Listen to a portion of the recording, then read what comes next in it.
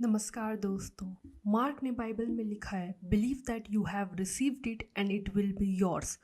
Universe reflection है आपके consciousness का। आपकी ज़िंदगी में जो कुछ भी हुआ है और जो भी आपके एक्सपीरियंस हैं वो आपके अटेंशन के चारों ओर घूमती है। जैसे सुन के चारों ओर ऑर्बिट, वैसा ही आपके thought, feelings, perception and sensations depend करता है जो एनर्जी आप इन सब में इन्वेस्ट करते हो। आपके वाइब्रेशन फ्रीक्वेंसीज डिपेंड करते हैं आप किस इवेंट और सर्कमस्टांस में अपना एनर्जी इन्वेस्ट कर रहे हो। लॉ ऑफ अट्रैक्शन का रूल है कि थॉट हमेशा रियलिटी क्रिएट करती है, लेकिन थॉट अपने आप में एक खाली बर्तन की जैसे है। उसकी पावर आपके अटेंशन में होती है। जब आप किसी भी चीज़ में अपना अटेंशन इन्वेस्ट करने के लिए हामी भरते हो या हाँ मना करते हो, तब आप अपने अटेंशन को लेकर सचेत रहते हो। थॉट के थ्रू ही हमारा एनर्जी फ्लो करता है और यूनिवर्स रिस्पॉन्स करती है। यूनिवर्स से बात करने का डायरेक्ट सोर्स आपका थॉट है। आप जिस थॉट को अपने अंदर रेजोनेट करोगे, आप वही वाइब्रेशन बनाते हो। Let's start. Number 1, paying attention to your attention. जब से आप इस दुनिया में आए हो, यूनिवर्स आपसे यही पूछता है कि व्हाट यू वांट। सही तरीके से यूनिवर्स से बात करने के लिए, अपना डिज़ायर यूनिवर्स तक पहुंचाने के लिए आपको वाइब्रेशन रिएक्शन पे ध्यान देना होगा। यूनिवर्स की कोई लैंग्वेज नहीं है, ये आपके वाइब्रेशन को सुनता है। आप थॉट और इमोशंस से जनरेट करते हो। आप जो भी वाइब्रेशन यूनिवर्स को सुनाओगे वो यूनिवर्स तक पहुंचेंगे। इसके लिए आप सिलेक्टिव होना होगा ताकि आप अपने वाइब्रेशन को चूज़ कर सको। कौन से थॉट एम्पलीफाई हो रहे हैं हमारे अटेंशन से। जब हम अपने किसी भी रियलिटी पे फोकस करते हैं तो हम एम्पलीफाई को एक्टिवेट करते हैं कि यूनिवर्स हमें सुने। Second, think and speak in a present tense. Universe के पास इतना अबंडेंस, इतना विजडम है, पर वो सिर्फ नाउ मतलब प्रेजेंट टेंस की सुनता है और उसे रिकॉग्नाइज करता है। यूनिवर्स के लिए पास्ट और फ्यूचर इको की जैसा होता है। जब हम यूनिवर्स को कॉन्शियसनेस के रूप में देखते हैं, हमें इस बात करने के लिए हमें एहसास और महसूस की ज़रूरत होती है। यही वाइब्रेशन क्रिएट करती है हमारे अंदर। अगर बार बार बोलेंगे सफल होना चाहता हूँ, सफल होना चाहता हूँ, मतलब कि होना चाहता हूँ नहीं, मतलब कि आप फ्यूचर में कह रहे हैं कि अभी नहीं चाहते हैं आप सफल होना। इसलिए इसे बार बार प्रेजेंट टेंस में ही सुने ताकि और बोले। खुद को प्रेजेंट मोमेंट में डालकर सोचे ताकि हम अपने वाइब्रेशन को सिंक कर पाते हैं उससे। Third, increase your consciousness. सोचो जिंदगी एक खेल है और आप उस खेल के खिलाड़ी। आप हमेशा उस तरकीब के बारे में सोचेंगे जो आप योग्य खिलाड़ी बना दे। वैसे ही कॉन्शियसनेस माइंड है। जितना आप कॉन्शियस रहोगे उतना आपको पता होगा आपको क्या सोचना है, क्या महसूस करना है। Fourth, listen to your institutions. अपने इंस्टीट्यूशंस का सुनना इतना ज़रूरी क्यों होता है।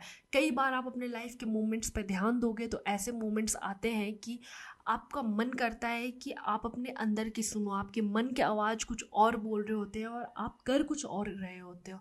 यहाँ पे इंस्टीट्यूशंस का बहुत बड़ा रोल होता है, क्योंकि आप जब ऐसी चीज़ पे शिफ्ट होते हो जो आपका इंस्टीट्यूशंस नहीं बोल रहा है, तो वो एक नेगेटिव इम्पैक्ट क्रिएट करता है। भले वो काम कितना भी ज़्यादा इम्पॉर्टेंट हो या कितना भी ज़्यादा वो वैल्यूबल हो, कुछ भी हो, अगर आपका इंस्टिंक्ट कह रहा है कि उस काम को नहीं करना है तो आपको उस काम को नहीं करना है, क्योंकि यही आपके गाइडेंस होते हैं, यही आपके गाइडेंस एंजल होते हैं ताकि आप अपने इंस्टीट्यूशंस की सुनो। यही आपको बार बार राह दिखाते हैं कि आपको क्या करना है ज़िंदगी में और क्या नहीं करना है।